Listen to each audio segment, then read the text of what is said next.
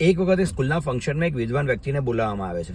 વિદ્વાન વ્યક્તિની સામે એક નાનકડા 8-10 વર્ષના ટાબરિયાને ઉભો રાખવામાં આવે છે અને બહુ જ બધા ટીચર્સ એને અઘરા ક્વેશ્ચન્સ કરે છે. બધા જ ક્વેશ્ચન્સના જવાબ એ બાળક બહુ જ મસ્ત રીતે આપતો હોય છે.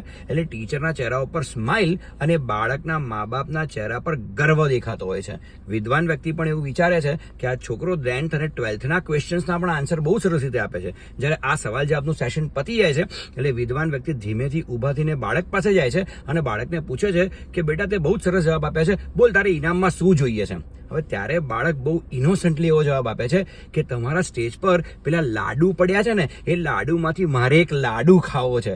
એટલામાં એના પેરેન્ટ્સ અને એના ટીચર્સનું મોં પડી જાય છે, કારણ કે પેરેન્ટ્સ એવું વિચારતા હતા કે વિદ્વાન માણસ પાસેથી પેન માંગી લે, ટીચર્સ એવું વિચારતા હતા કે વિદ્વાન માણસ પાસેથી પુસ્તકો માંગી લે, પણ બાળકે તો લાડુ માંગ્યો. બાળકની આ ઇનોસન્ટ ભરેલી વાત સાંભળીને તરત જ પેલા ચીફ ગેસ્ટ એવું કહે છે કે બેટા આ એજ્યુકેશન સિસ્ટમ અને પેરેન્ટ્સની વધારે પડતી અપેક્ષાઓએ તારું બાળપણ મારવાનો તો પૂરો પ્રયત્ન કર્યો, પણ તે તારું બાળપણ મરવા નથી દીધું, એટલે તું એક નહીં 2 લાડુને હકદાર છું.